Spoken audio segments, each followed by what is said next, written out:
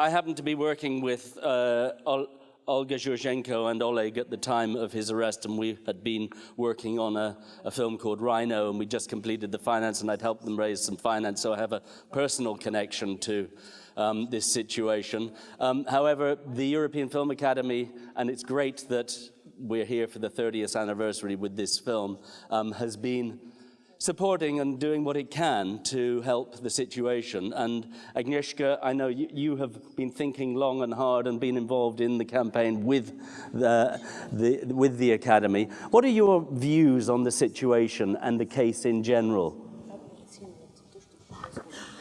I've been in Kiev in June 2015, and I heard about Oleg Sentsov arrest.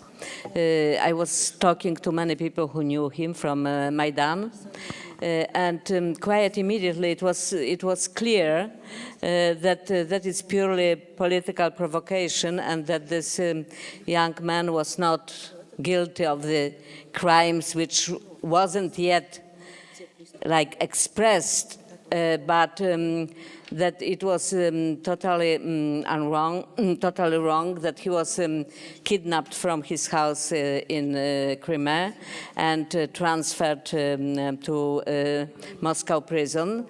And we've been talking or exchanging the information quite soon after, and deciding that our academy has to take the position and try to help him as a sign of the solidarity, and knowing also from my own experience from the communist times in Poland and Czechoslovakia that this kind of the international solidarity, it's only weapon we have to fight this kind of the political injustice and terror.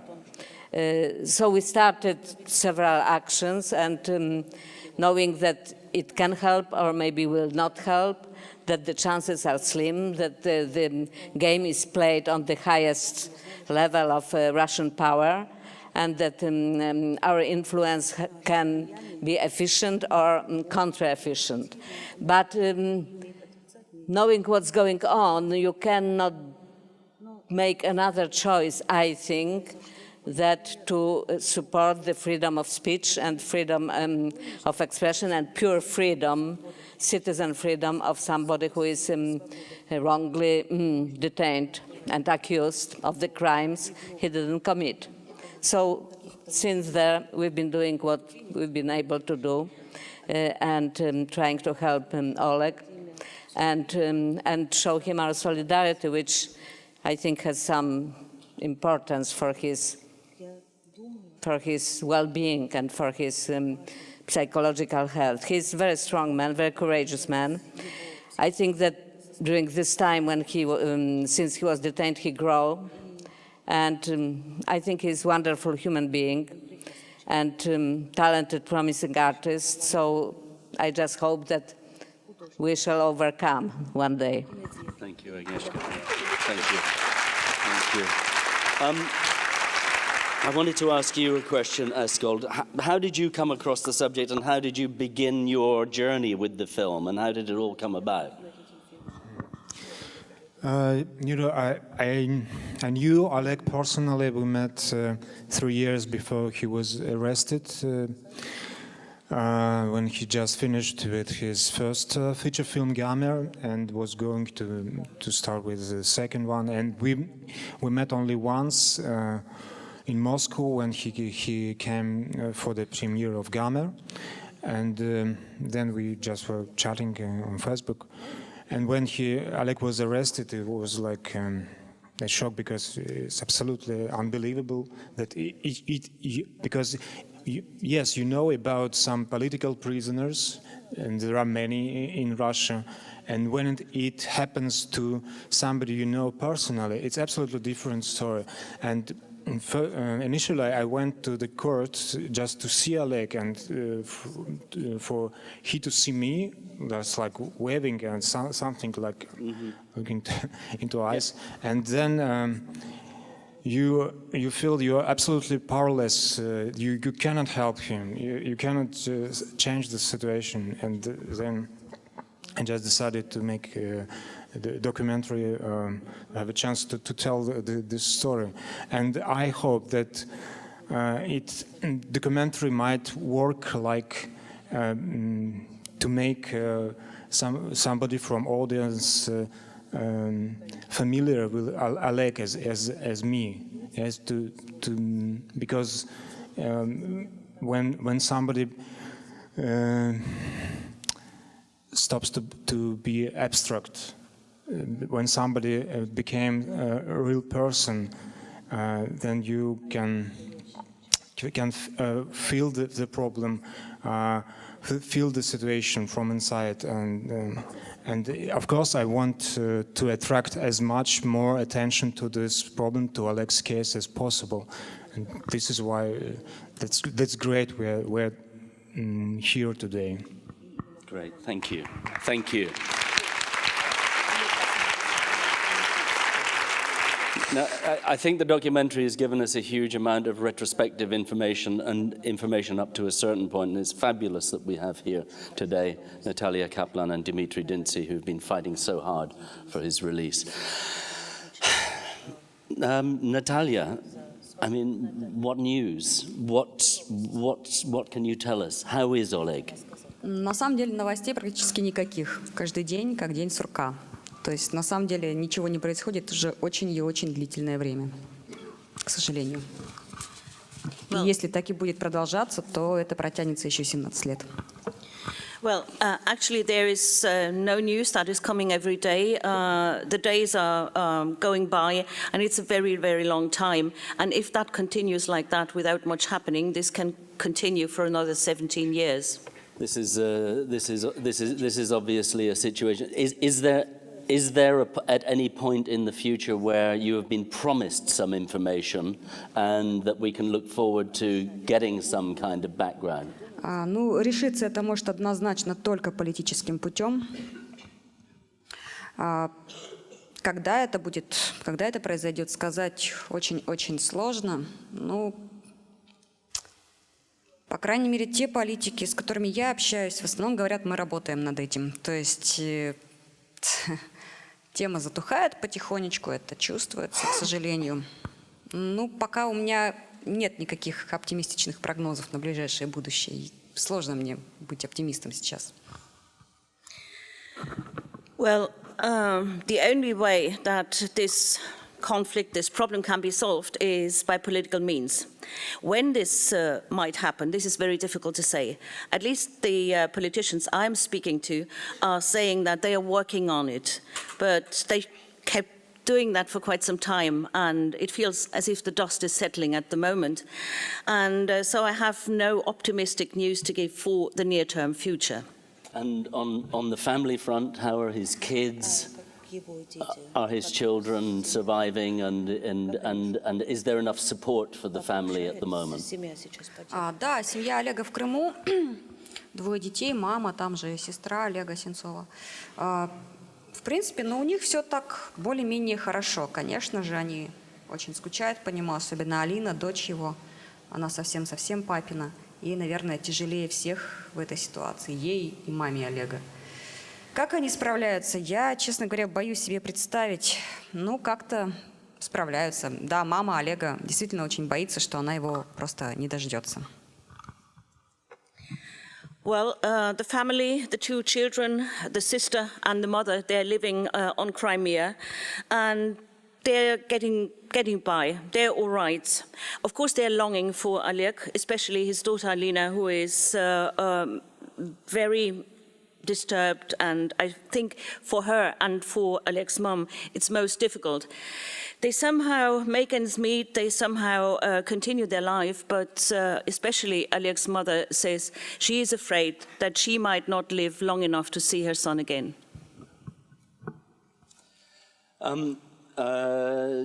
Dimitri, for as long as we've been in touch and as long as the Academy has been in touch with you, you've always said that the activities that have taken place internationally to draw attention to the case have been useful. And I was wondering, in this situation, is are international interventions drawing attention to the situation like this, do these continue to be useful from your perspective?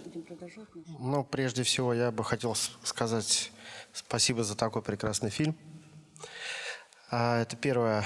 Отвечая на вопрос по поводу поддержки Олега, я вам могу сказать, что внутренние механизмы правовые в России вообще, в принципе, сейчас парализованы.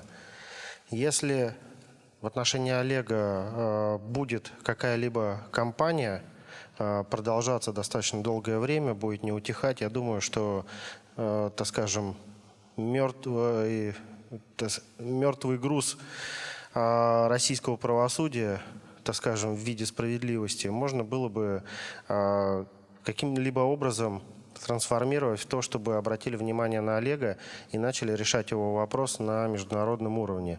Сейчас пока, как сказал Владимир Владимирович Путин, не настали или не сформировались те времена, когда можно решать в отношении Олега какие-либо вопросы, связанные с его выдачей либо обменом. Well, first of all, let me thank you for this wonderful film. As far as the support for Oleg is concerned, through legal mechanisms, legal means in Russia, there is a lot of impossibility to do something like that because the legal mechanisms have been paralyzed for quite some time in Russia. So if a campaign continues for a long time and does not subside, that I think will sort of step by step push the very inertia-driven legal regime in Russia so that Oleg can get attention. As far as the resolution of his case is concerned, it might either be resolved on an international level, but as Mr. Putin has said, for him the time has not yet become mature enough to solve this case. Right.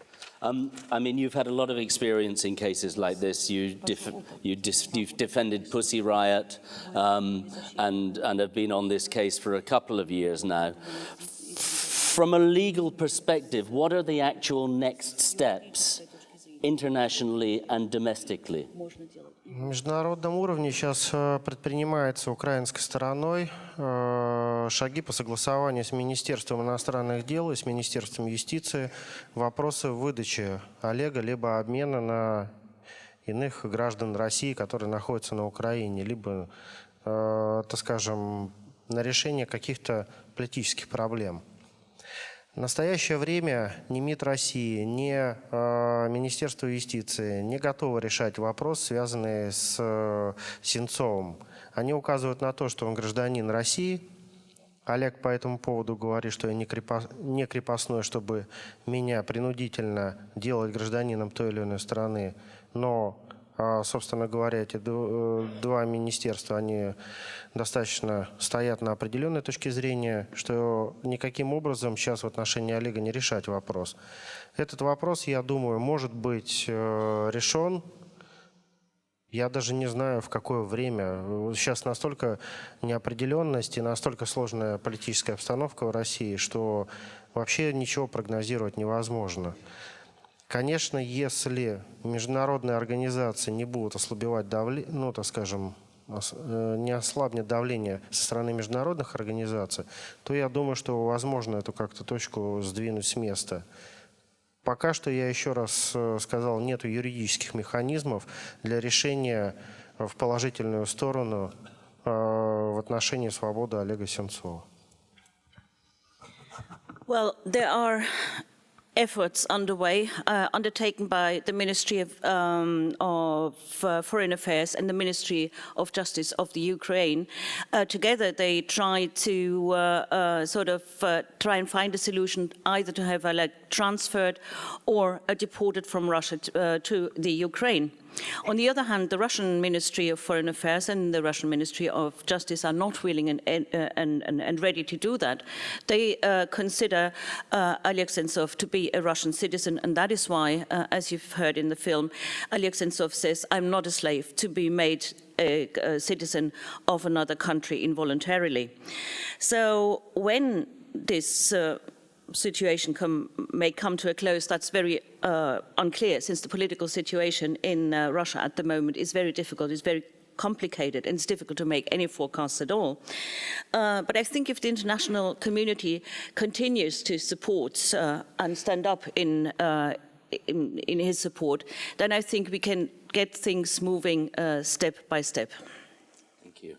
I mean, I think that we have a very attentive audience here, and it's great that you've come. And I hope that you will all go and sign the Amnesty International petition outside. I hope you'll all consider going on to the European Film Academy website and finding out how you can write to Oleg, because it would be great if out of this room 100 letters were sent to Oleg and we showed him our solidarity and support. We've got a few minutes now, and I'd like to open up the floor to questions, and I see that there's a lady in the front row here who raised her hand first. Thank you so much, all from the European Film Academy and from the film team and the lawyer and the relatives. I think you really achieved with the film what you wanted to do to bring us Oleg near, and in a film which I think would have deserved to be the opening film yesterday, of some 2 days ago, that would have been much more courageous in the sense of Oleg.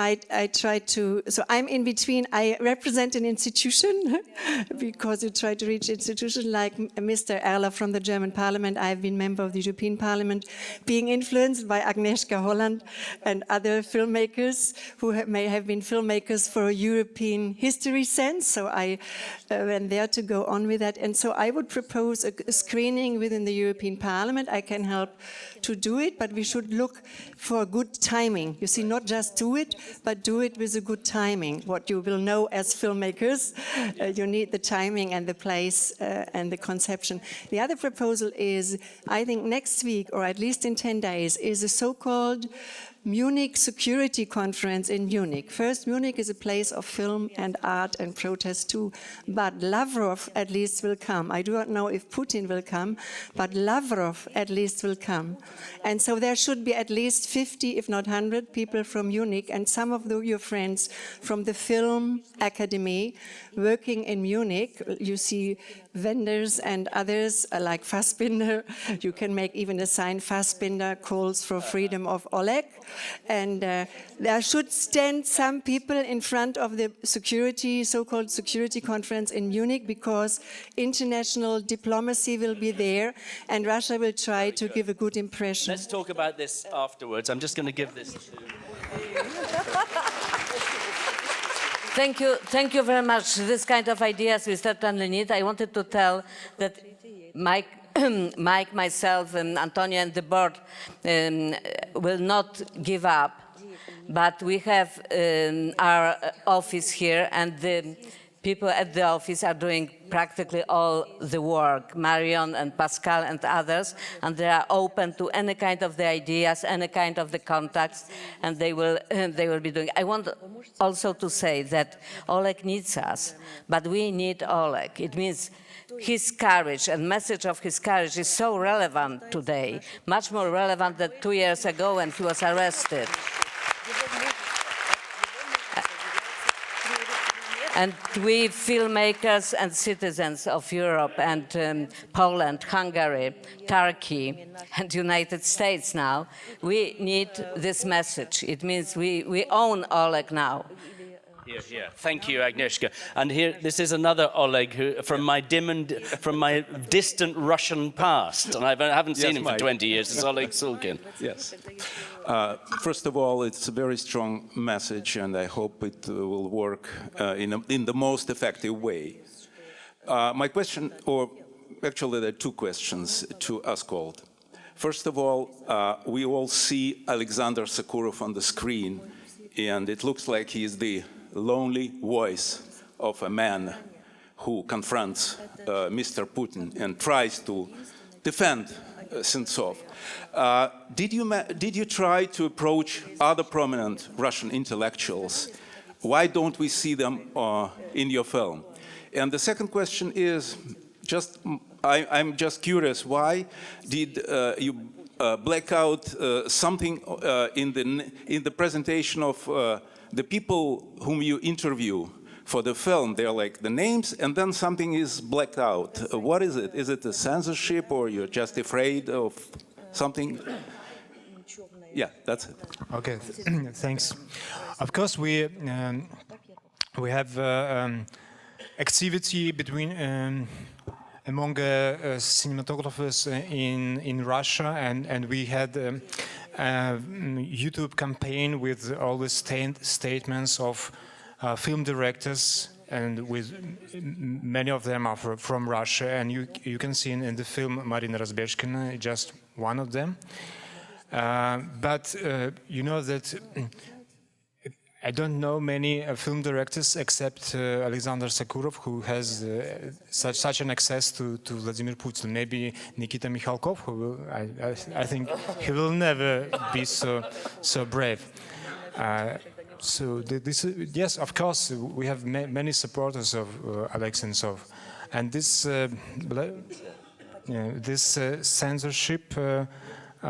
Black elements is like design elements, and just to feel like your life looks like when you live under the control or watching of state. Yes, when your private life, your name can be.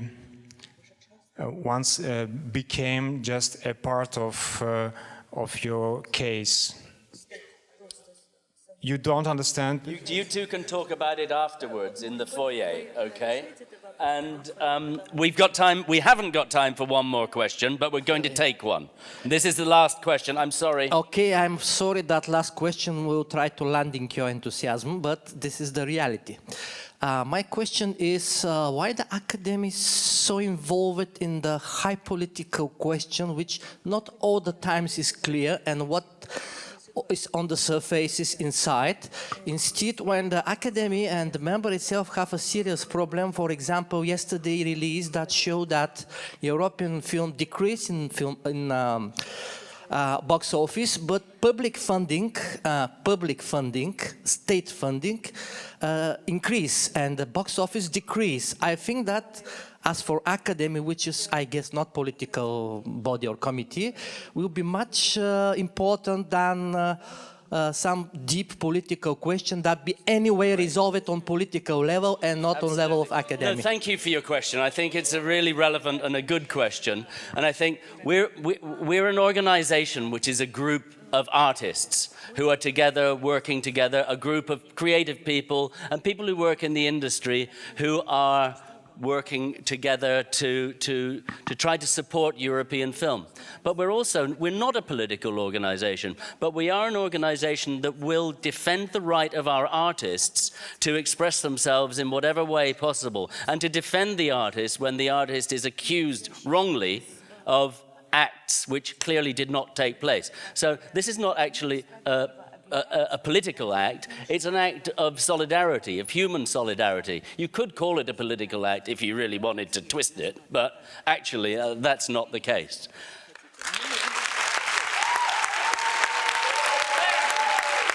And on that happy note, I'd like to say thank you to Agnieszka Holland, to Askold, to Dimitri, to Natalya, and to our fabulous translator, who's done a brilliant job. Thank you very, very much. Thank you. You've been fabulous. Sign the petition, write the letters.